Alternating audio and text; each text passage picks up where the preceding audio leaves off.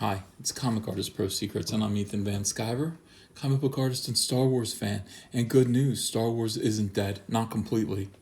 It's still kind of flopping around like a fish on a dock, but it's not dead. Look at this article. It says, "May the cash be with you." Two ultra rare Star Wars figures of Darth Vader and Obi-Wan Kenobi sell for a sky-high combined total of more than $100,000. Indeed, the combined amount is $110,000, $65,000 plus $55,000. Wait a second, that's $120,000. I can do math.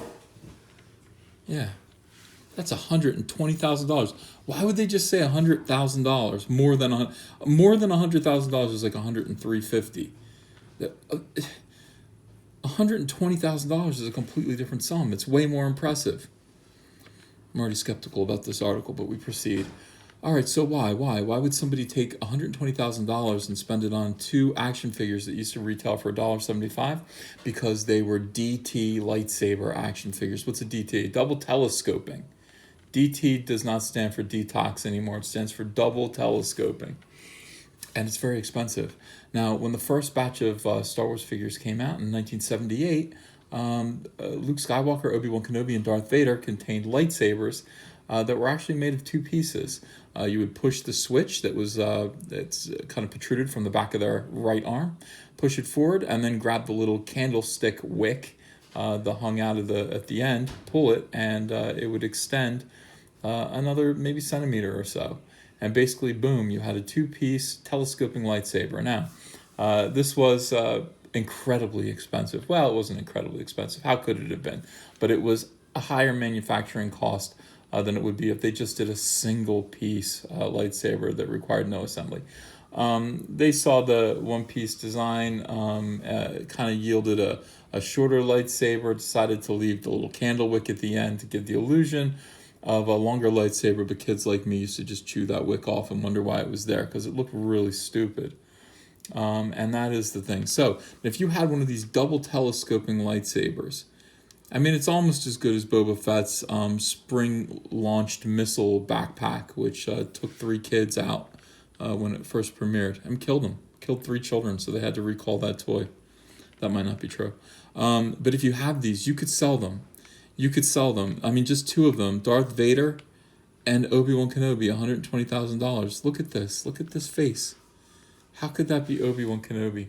This was back in the day when, this was pre-Todd McFarlane Toys, when they didn't really care. It only had to basically look like the actor, like if you squinted.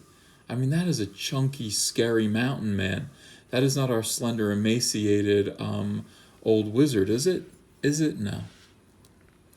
This disturbs me. I would not purchase or sell this just because of the paint chipping on this hand. But as you can see, look, there it is. There's the wick, and then you kind of pull this out and then pull this out, and you've got the double telescoping lightsaber. Now, who is the clown that spent this kind of money on 2 action figures? Somebody who surely has only first world problems, if that. Oh, look, see, this is, by the way, this is important. On the back of the packaging, it gives you the directions on how you would work the double telescoping lightsaber. Only a handful of Darth Vader and Obi-Wan Kenobi versions exist in their original sealed packaging, and one of each has now sold at auction in the U.S. Obi-Wan, $65,000. Darth Vader, $55,000. Look at this. So $36,000 for the spring-loaded missile-launching Boba Fett bounty hunter back in 2016. Yeah, that spring launch missile killed 7 children and a dog. So they had to recall it and make it so the missile didn't come out. Look at this. They belong to collector Russell Branton. Russell thought that he had enough of them, and he sold them to someone else. I guess maybe 2 other people. Alex Winter, the president of the auctioneers Jaques Americana and Collectibles, said Russell began his collection about 15 years ago, and he paid very good money for these things, but over time they have escalated in price. They have not decreased in price. Kathleen Kennedy has not beaten us yet, especially the double telescoping Darth Vader and Obi-Wan Kenobi. They're incredible prices that reflect the rarity of these two figures, because when are you going to have the chance to buy something like this again? The answer is it may never happen, and that might be important to you. Star Wars is multi-generational. We have fans who were kids when the original films came out in the 1970s, and now their kids have seen the recent films and are fans too. That is not necessarily true. That is an allegation that there is no proof of. These are the original 12 right here. I don't know why. Okay, so Tusken Raider, great. C-3PO, makes sense. R2-D2, what the F? Like, why couldn't you just... These people who originally designed these toys, they put no care into making them accurate models of the movies at all. That R2-D2 head is wrong. One big black eye here, like it's actually blue, but it looks like he's got punched in the eye. A little nose and then a smaller eye there. That is not at all what R2-D2 looked like. That was your imagination. All right, so we got that. Now, who would make the Death Star commander? Who would do that? Who would do that? And look at this. Here he's called the Death Squad commander, which is creepy. Who would make him one of the original 12? You have Han, Chewie, Leia, Luke Skywalker. These all make sense. Darth Vader, Stormtrooper. You want several of those. Obi-Wan Kenobi, and a Jawa. Yeah, I don't know why anybody made him. That sucks. Make Greedo in the first line, I would think. I'd make Greedo. Is there anyone else that I would make before then? I'd have to think about it for a little while. Anyway, I want these. I want the original 12. Now, they don't have to be in the Star Wars packaging. They could be Empire Strikes Back. They could even be Return of the Jedi. But I do want these original 12, and I would hang them on my wall with my mint and package Superpowers collection, Flash and Green Lantern and Firestorm, and then also my beautiful mint and card Mego, Superman and Batman that my wife got me. Very, very important. So this is pretty reassuring about things. I mean, of course, it's natural to conclude because of the disastrous, terrifying results of Star Wars The Last Jedi, and indeed Star Wars since it ever fell into the hands of Disney. One might think that Star Wars is dead and the love of Star Wars has turned into hate. I've always said that hatred is basically love unrequited, or eventually love that is not returned becomes searing evil hatred. And Disney is not exactly returning the Star Wars love, so I'm worried that Star Wars is on the decline. This is reassuring for now. This is reassuring. Not only that, we have another interesting story. We have Hasbro. Let me take this. I would normally never read a Polygon article to you guys, but this is actually worth reading, kind of. Jabba's sail barge will be the coolest Star Wars toy of all time. I don't disagree at all. Hasbro's first attempt at crowdsourcing a prestige collectible toy has paid off. This is how to do it. This is how to make great things. Look at Jabba.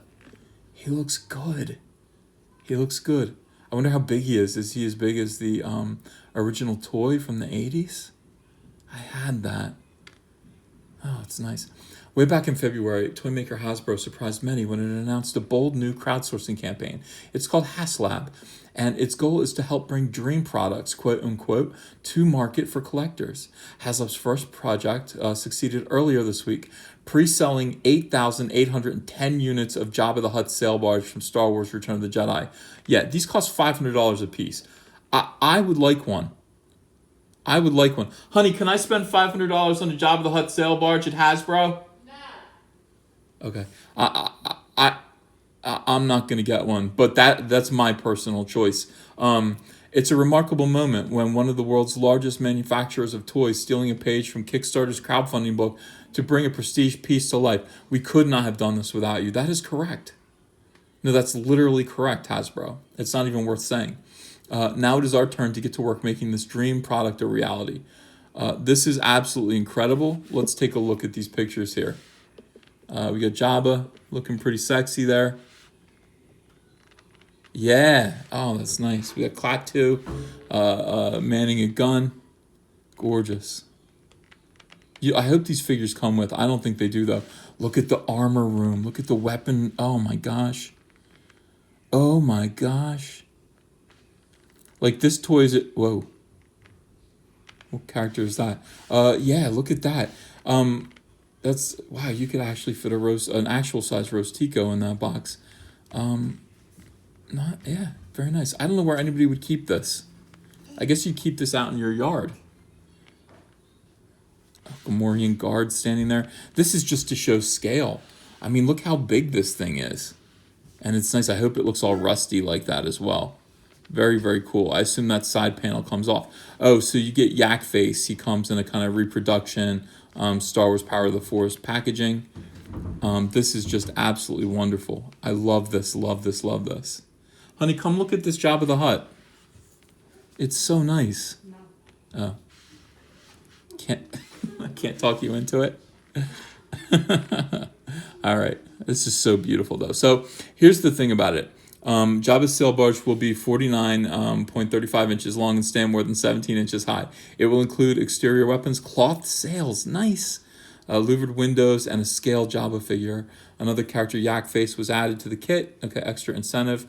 And then here's the scary thing. The campaign's success comes at an inflection point for the retail toy industry. The Toys R Us bankruptcy loomed large in Hasbro's annual investors relations call, and the closure of all of its U.S. locations represents a colossal loss of shelf space for Hasbro. The company is also recovering from soft holiday sales of toys brought to market for Disney's blockbuster film Star Wars. Yeah, Polygon, I know that this doesn't interest you. And I know that you're going to be in denial about this because you're a wacko far-left website. But why don't you put all this stuff together? All right? Why don't you draw some conclusions from this? Yeah, nobody wants current Star Wars stuff except for me. I'm the only one. I am collecting Rose Tico, and I am the only person who's collecting Rose Tico toys. Nobody else is. Nobody wants this stuff. Nobody wants it. And Toys R Us is paying the price of this arrogance. Christmas was a disaster. I mean, they tried to push this stuff on kids. Kids don't want this. They don't want this. Adults, however, including me, do want this. I don't know what I would do with this. I have no idea what I would do with this. But I still want it for some reason because it's just such a pretty object. So this is all reassuring news. What this is basically doing is underscoring and underlining, what I've been saying all along. And nobody believes me, and nobody backs me up about this. None of the other Star Wars sites on YouTube are saying what I'm saying. What I'm saying is kind of revolutionary. Disney's ruining Star Wars. The fan base is still there, but they're living in the past. And they're willing, by the way, adults, they're all adults, they're not kids, and they're willing to shell out big bucks, $500 for a Jabba the Hutt sail barge, and $100,000 for a Darth Vader and Obi-Wan Kenobi figure from 1978. Willing to do that because they still love Star Wars. They still love Star Wars. Question is Rose Tico going to provide the same nostalgic collector's fever 40 years from now? Who can say?